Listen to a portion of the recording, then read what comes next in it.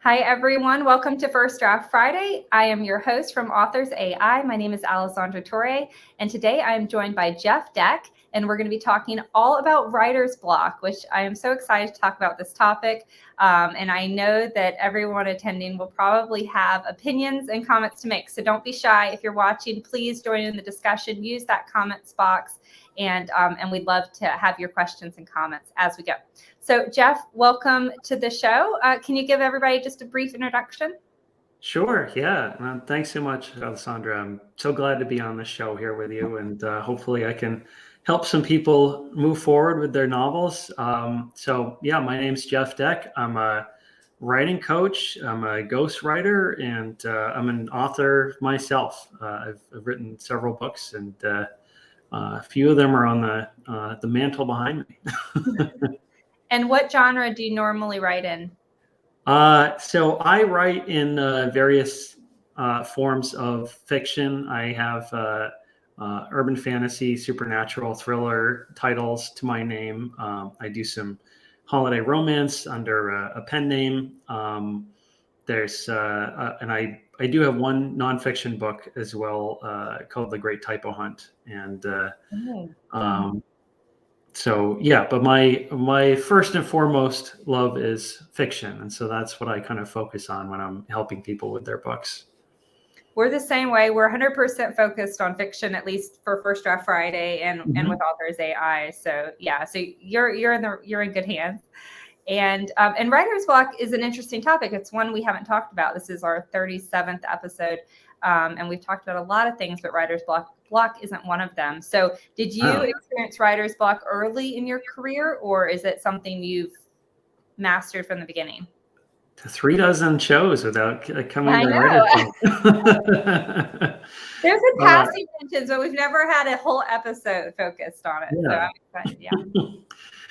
Yeah. I mean, as writers, fiction writers in particular, we all get stuck at a certain point, and we feel like we can't move forward because there's this barrier or block that is keeping us from reaching our goal. And so, we come up with this term writer's block to kind of visualize it, make it into like a metaphor. And the reason why I kind of like to call it a myth, like the myth of writer's block, is so I believe most of the time when we're feeling stuck, like there's not something like standing in the way of us of moving forward. It's instead of there being something present that's blocking us, it's actually more of an absence, something that we're missing that we need to move forward.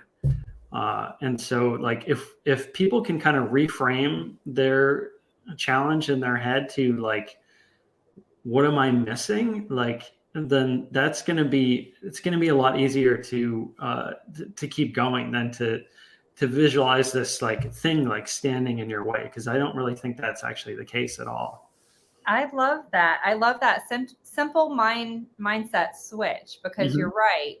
It seems also like it's much more easier to do. Like, oh, if I can figure out what this missing piece is, it's different than there's something wrong with me, and I'm just, and it's easy for us to say, oh, it's writer's block, so I can't move past it, and and that's what it is. I like that missing. And I know that you have a specific framework that you suggest that people can use if they are blocked. Will that cover what those missing pieces could be? Or okay. Yeah, definitely. Yeah. And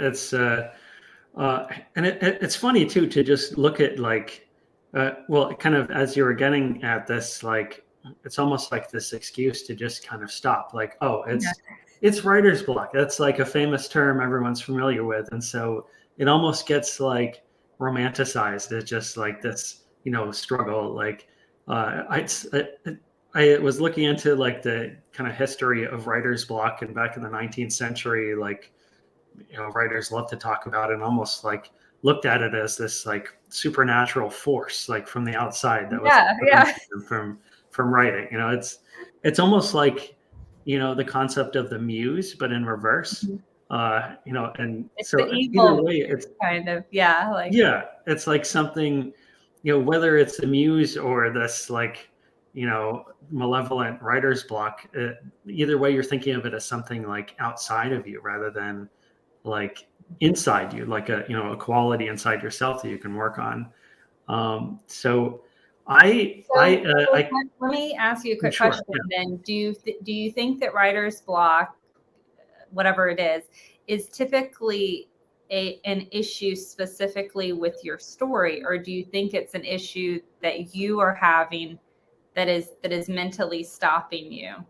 Does that make sense? Yeah, yeah. Well, you used the word mindset earlier, which I feel like is totally relevant here, because like usually before it comes down to some sort of mechanical challenge with a story, uh, at first you first need to address like your mindset, your self belief. Like that's kind of the first step in the framework that I recommend. Like when you're asking yourself this question, like instead of saying what's blocking me, like what am I missing, then or like why can't I get my novel done, like there's going to basically be 5 different things, and sometimes you're missing multiple things on the list. But if you ask yourself, all right, why can't I get my novel done, and you say, I just, I don't think I can do this. Like, I don't think I can write this. Then that's an issue of self-belief, right? If you say, oh, I can't do this novel because I don't have time to write this. That's an issue of time. If you don't know what to write next, that's an issue of inspiration.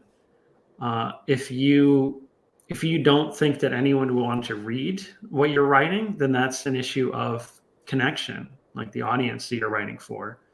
And if you just don't know how to write, or to like how to finish the book that you're working on, then that's like a knowledge gap.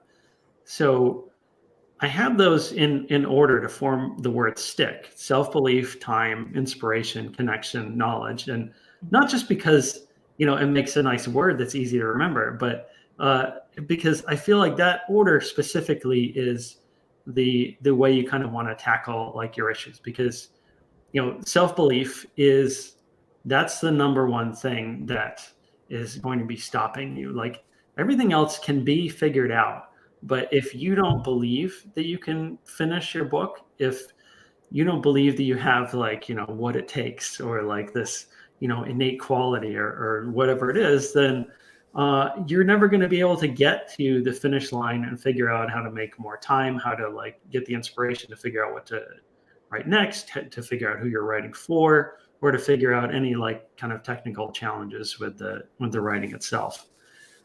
So I feel like it really needs to start with developing like a positive mindset, like a growth mindset that says, all right, even if I don't know something right now, I can learn that. Like I can have the capability to like learn what I need to learn and move forward with this. Like there's nothing really stopping me except for just growth that I have yet to achieve, but I can achieve that as a writer.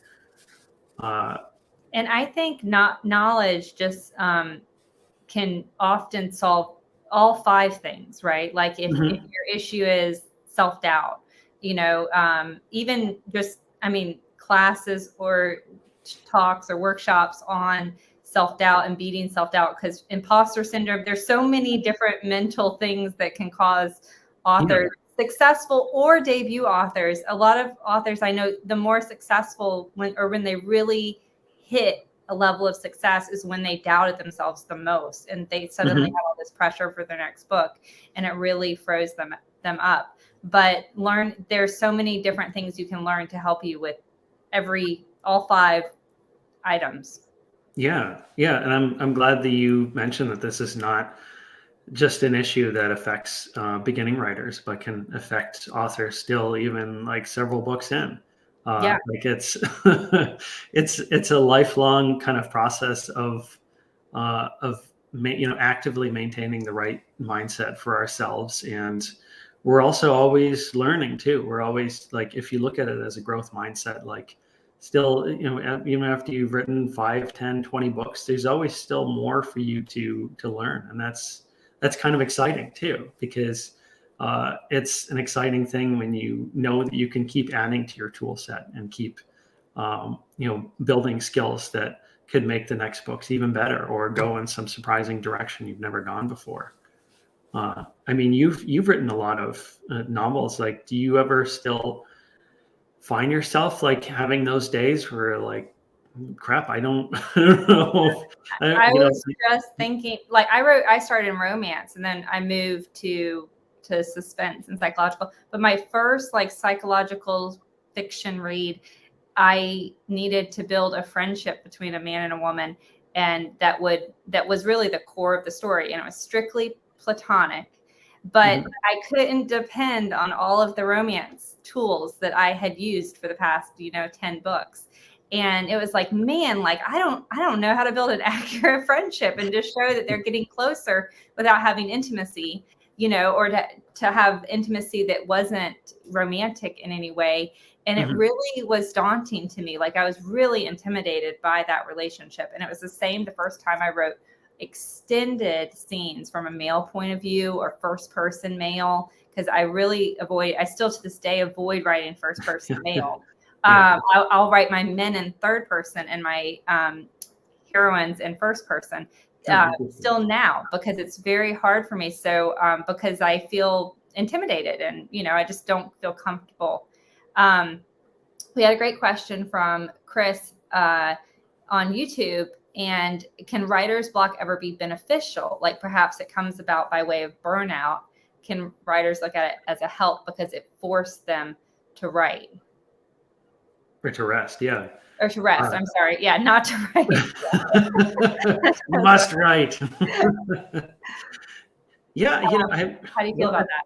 I mean, that's almost like a whole other issue, in this like kind of like work culture that we have, where we're just, we're always being encouraged to go, like, keep writing more and more, like, or whatever kind of work you do, like you need those times to like rest and refresh. Like if you feel like you're grinding out books, if you're just kind of forcing yourself to write, every day, like, I mean, there's something to be said for a schedule of writing, but if you realize you're not having fun writing, like that's gonna come across to the reader as well, right? I mean, like Alessandra, I'm sure, like if you have written like a scene or something and you feel like your heart's not really in it, like that always comes across on the page, right? Oh yeah, 100%. And I do think, Chris, burnout and writer's block are two different things. And burnout is definitely a real thing. And I think a lot of times people, writer's block is just this crutch. We're like, oh, it's got to be writer's block. But a lot of times it is burnout. And it's not always. I was on a live chat with a writing coach a little while ago, and she was talking about a lot of writers are introverts, and our job forces us to be extroverts, or not our writing job, like our real life job. And so a lot of people, like, they're exhausted emotionally by the time they get home from being an extrovert all day. And there's just not any energy left to write, to put into your characters. And I don't think that that's necessarily writer's block. It's just, you just need a day to recover, or you need a couple hours, or write first thing in the morning before you get bogged down and drained by your day job, even if it's just for a half hour or so. But I'm sure if you are super burnt out, it can trigger a lot of these other issues that are, associated with writer's block. Yeah. Sometimes you just need to refill the well, and like we can't kind of like fall for these like harmful mindsets, like, oh, if you don't write every single day, then you're not a writer. Yeah. Right? That that drives me nuts when I hear stuff like that. It's like, hey, sometimes we have other stuff going on, and it's like, you don't get your writer's license or ID badge taken away if you like take a day or a week or even a few weeks to just like recuperate. Like ultimately, you're going to be doing yourself and your readers a better service if you are coming to it as like, a source of joy and not a source of like, I have to do this. or else I'm not a writer anymore. Yeah. Absolutely. So when we moved through STICK, so there was the mental, what does the S stand for? Self-belief. Yeah. Oh, Mm-hmm. okay. Yeah. And then the second T was time. So T is time. Yeah. And so then that's when you want to really work on, using the time that you do have. Usually you do have like some time, it's not a lot. And like you want to turn towards like productivity, hacks or tips or like exercises. One thing that I like to do as far as, using time I have, even if it's a small amount of time, is to just say, all right, I'm going to, let's say, spend a maximum of 10 minutes just sitting with a notebook and doing a little plan for what I'm going to write, like, so that when I use my, small, like precious amount of time, the writing window, that I know exactly what I'm doing. So let's say 10 minutes max for that. You could do like a little stopwatch, and then you just write for 15 minutes, and maybe you write like 300 words, maybe you write 400. But if you keep doing that day after day, then these little small steps and just little chunks of words can add up to something big. And so knowing that, having faith that it's all gonna. You have a notebook and you write. You spend that 10 minutes envisioning what you're about to write or plotting it out. Is that what you're doing? Yeah, just brainstorming. Yeah. And I recommend like using a notebook, just so that you're not sitting in front of your computer for this step, but like, let's say just writing on paper and like kind of prepping yourself for that time when you're going to then sit down, in front of your keyboard and, have the document open. But you're not sitting down to the document right away, because that's like, that's when we can kind of freeze up. Yeah. But when I do get stuck, a lot of times I'll handwrite scenes because it's just mentally different for me. Like, I don't know, it's easier for me to sit down with a literal page and a pen. So I love this. I've never done this, and I'm going to try this now, like this afternoon, because I'm a pantser, and a lot of times I don't know what I'm writing as I'm writing, and it leads to a lot of hours of me just sitting there staring at the screen. So I like the idea of kind of giving myself a mental fun break by figuring out just what's going to happen in the scene, and then sitting down at my computer and, like you said, for just 15 minutes and writing. So I'm excited to try that. Yeah, exactly. Like, you figure 10 minutes for planning, 15 minutes for writing, that still adds up to less than half an hour. But you've put something, that you like spend a little bit of time like planning, so you're going to be less likely to have to throw it out later. and then that's like another step along the way. And if you do have enough time, you can join together like a few of those sessions in a day, or maybe the first like brainstorming session that you have will cover enough material for 2 of those 15-minute writing sessions. It's all about just keeping it manageable. So that's worked a lot for me anyway. And Diana asked, what was the acronym again? And then Maureen, I hope I'm pronouncing your name right, you're a rock star because you jumped in. So STICK is self-belief or self-doubt, conquering self-doubt. T was time. And then what is I? I is inspiration. And thanks for jumping in there, Marin. Yeah. She Marin did is a rock star. Connection and knowledge. Yeah. So inspiration, what is that typically when we don't know what we want to write, or we're just not feeling our story, or what do you define as inspiration?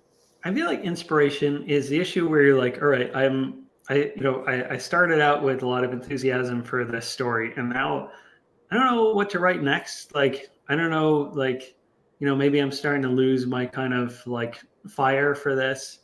And so to get that inspiration going again, like, number one, it's always important to like, to be able to go back to what originally inspired you to write a story, and kind of have that as like, almost like a mission statement of inspiration to like go back to. If you forget completely why you started a story, then you'll never you'll never finish it because something got you excited in the first place, right? But something to kind of as like a steady source of new ideas and inspiration along the way. Something I find really helpful is to keep a spreadsheet of ideas and break it down into tabs for, let's say, character inspiration, plot inspiration, setting inspiration, let's say like, well, character stuff can come down to like character archetypes to draw inspiration from, and also like just visuals too, like actors and actresses that you can use at least as a starting point for characters. But so I call this spreadsheet the generator because like you can bring it up and it'll like generate ideas for you, whether you're going through and you're picking out stuff manually, or what I like to do sometimes is if you have like a bunch of like plot ideas in there and each one has like a number for the row. Let's say you've got 100 plot ideas in there, then like you do like a random number generator on Google or something, and you're like, all right, number 83, what's that say? Oh, well, this could be the point where there's like a gambling debt that needs to be paid off, and this character is is doing this. But just like you can draw a lot of inspiration from things that you already like stories, not just stories, but movies, TV shows, music, video games, like things that really kind of like that just kind of get your creative energy up. Like you can just take down notes for like character archetypes directly from like a show, let's say, or like a song that really gets you in the mood for writing or makes you think of a particular character. Maybe you give each character their own kind of theme song, and you just like this generator is something you can start and then have as like a resource for for multiple different books and stories, and something you just kind of build over time. And because I mean there's only so many like original ideas and themes and character like archetypes, personalities, and we don't always have to be trying to like reinvent the wheel. And readers really like respond to things that kind of resonate with some sort of familiarity. So you can you can have that kind of ready-made resource to like turn to, so that during those moments where things kind of dry up, you're like, all right, let's we could introduce a new minor character here, and let's say we just rolled a 28 on our random number generator, and we see who's in row 28. Let's have a character that really reminds us a little bit of Wilson Fisk from Daredevil, or like this hero from this fantasy RPG that we really like. And you're not copying things necessarily, but you're just using things as a jumping off point for inspiration. And Chris said regarding that 100 plot idea for inspiration, can writers ever research or be prepared too much? Could that bring about writer's block? Yeah, I see research as like a different kind of stage when you're specifically looking up like facts that are going to be like necessary to fill in to like finish the story that you're telling.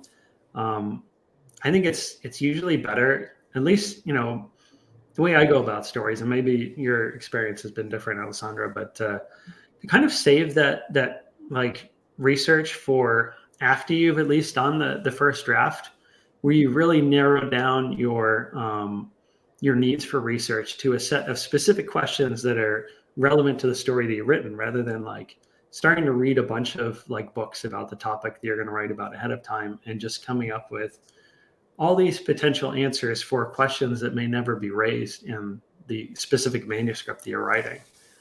Yeah, I think that's a great point. I think research can also be a big distraction. I know, if I'm writing and I'm like, gosh, I need like a city in Italy that they're going to go to, or just reference, like the character's telling a story about a trip to Italy.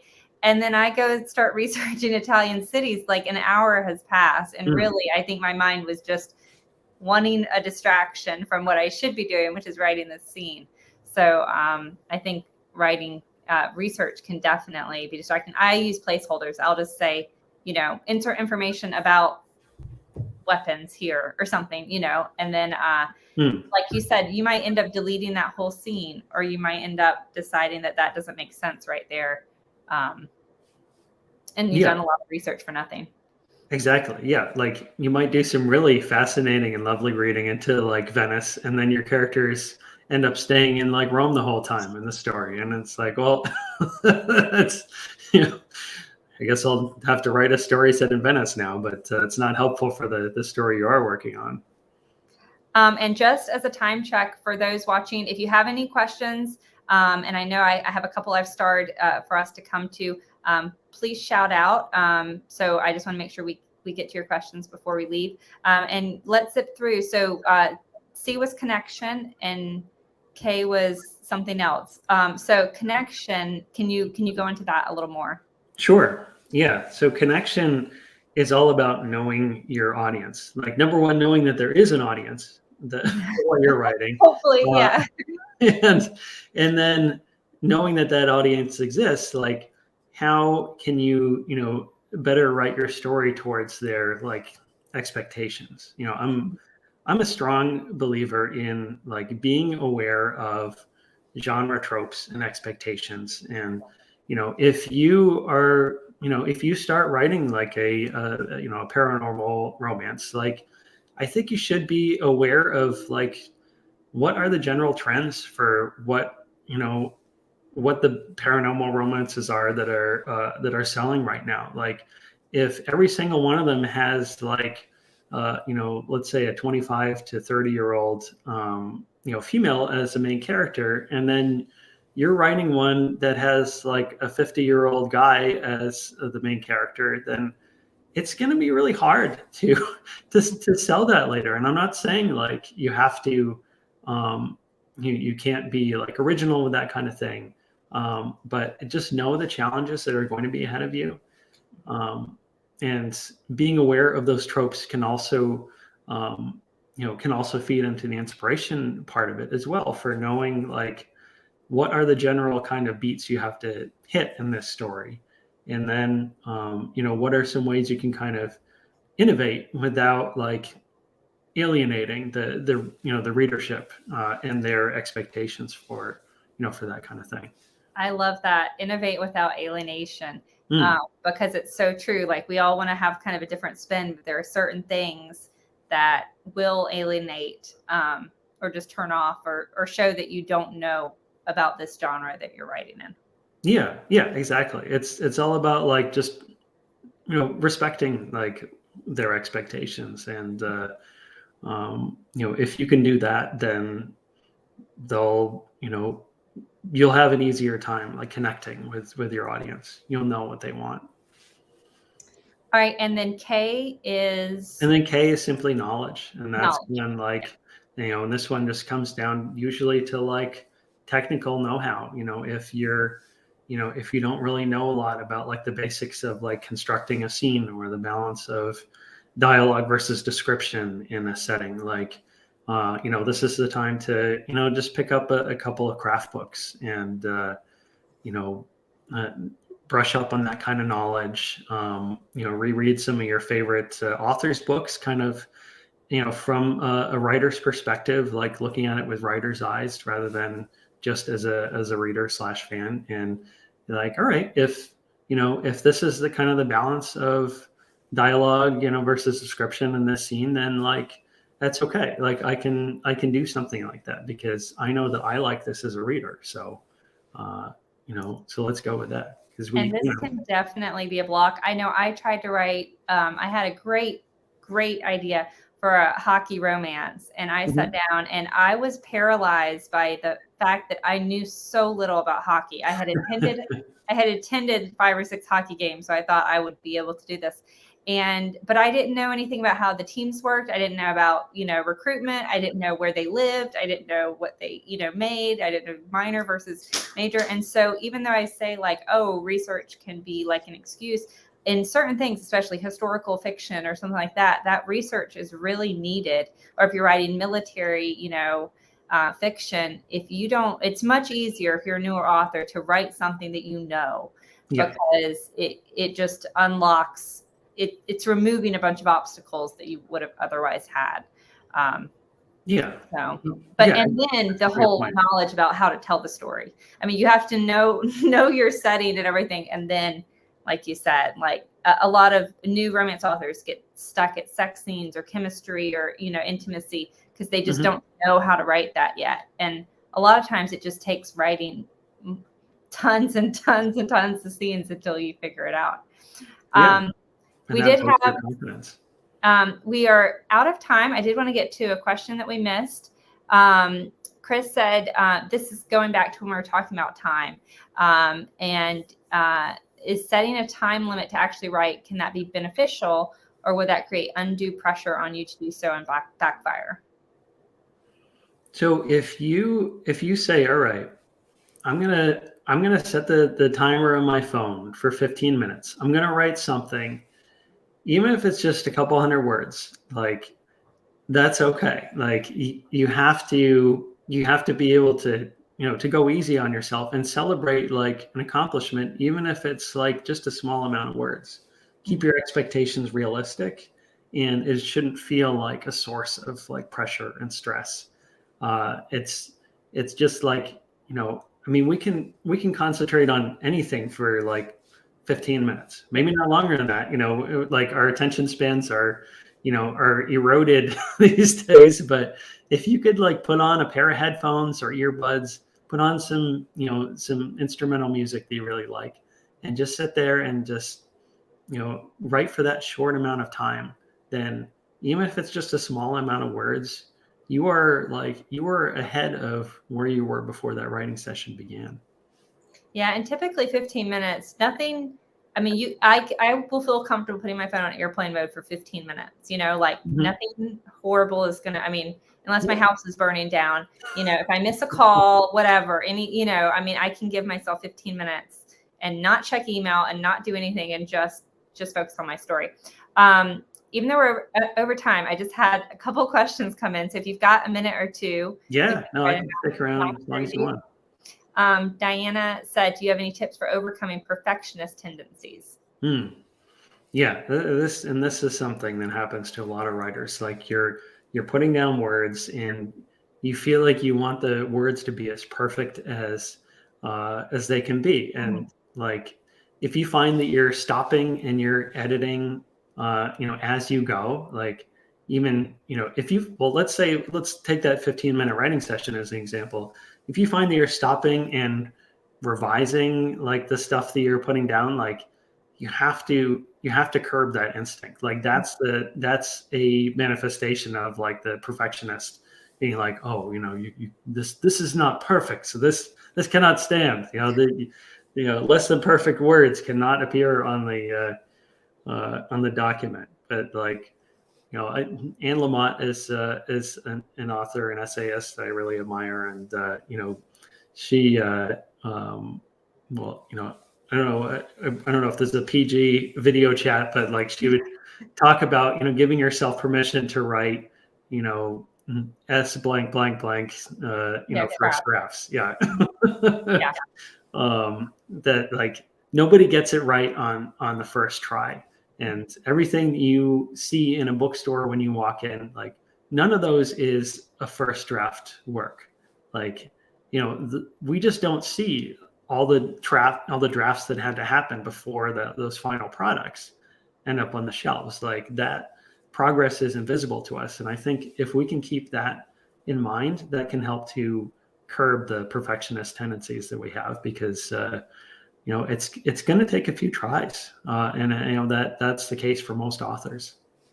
And Diana, what I do is I'll let myself. Well, first, I already know my first drafts are going to be horrible. But when I am writing and I know that it's bad, I allow myself to use comments. So I'll just put a comment that says, this is garbage. Rewrite this ending later. Rewrite this scene later. Rewrite this chapter, dialogue, whatever.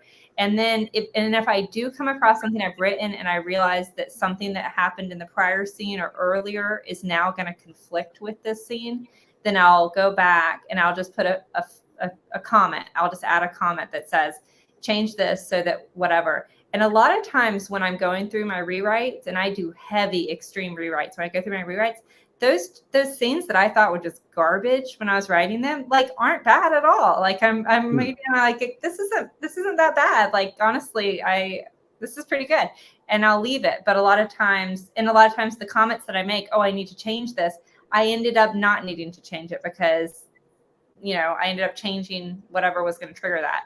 So I let myself use the comments tab, but I really try to just plow all the way through to the end before I go back and revise anything.